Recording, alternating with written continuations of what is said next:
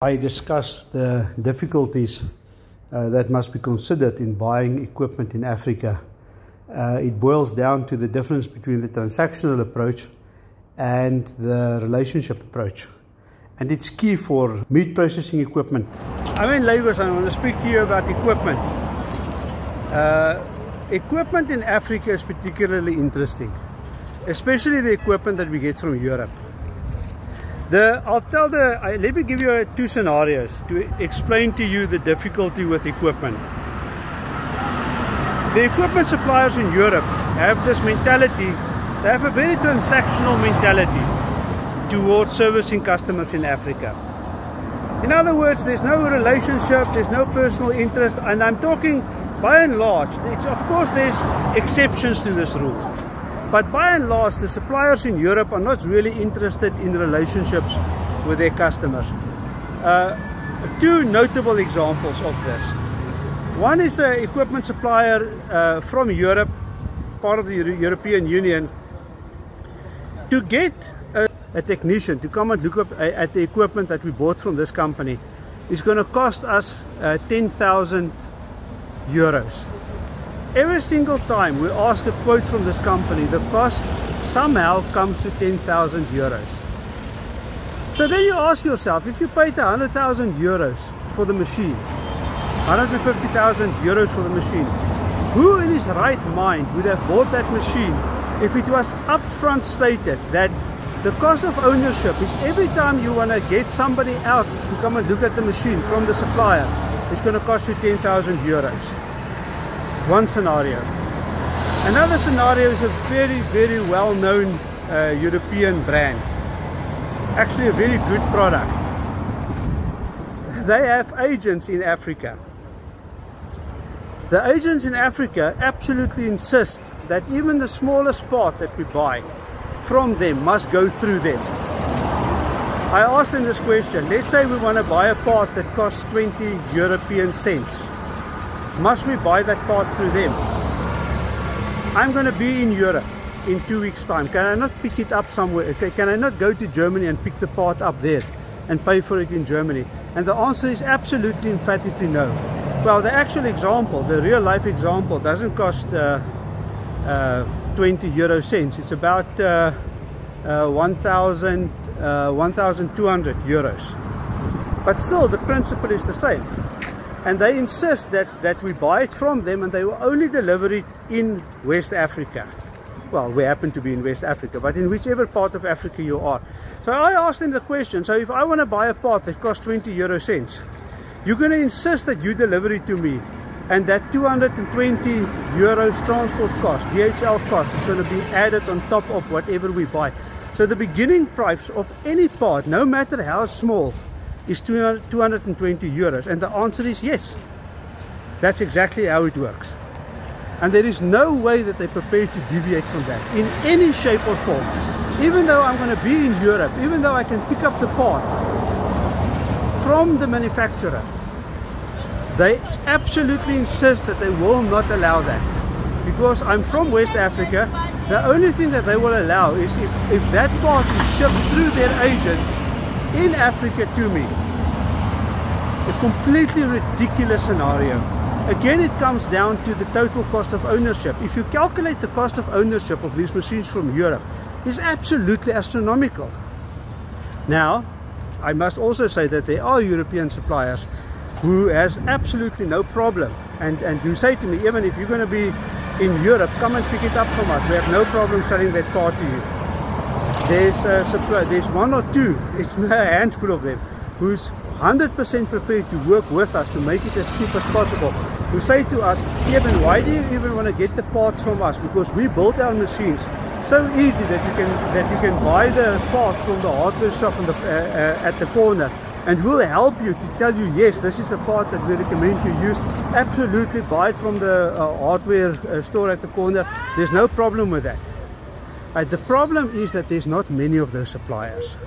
Not many in Europe understands the relationship side of business. Right? It's transactional. It is, we don't want to know you. It is yes or no. It's according to our internal company rules, and we're going to enforce our internal company rules upon you, whether it suits you or not. So that of course allows huge opportunity. And myself and my colleague in Austria are putting together a website where, well, she's actually putting together the website where we are going to facilitate the sale of African appropriate machines, African appropriate equipment. Because even there's a question that came up that comes up from this. Even if you are in South Africa, where there's for most part excellent service from the big manufacturers, why would you not? I would challenge any of the South African companies to calculate what is their cost of ownership of any of the machines that they have, these fancy machines from Europe. And let's say they could do away completely with the services from these companies, their astronomical charges, the downtime, the expenses, the huge complicated nature of these machines. What is the real benefit of those machines? Calculate it. Be very critical about that and partner with people who can help you through the process of understanding these things. Work through and then see if there are not second-hand equipment that's been reconditioned by African technicians for African environment.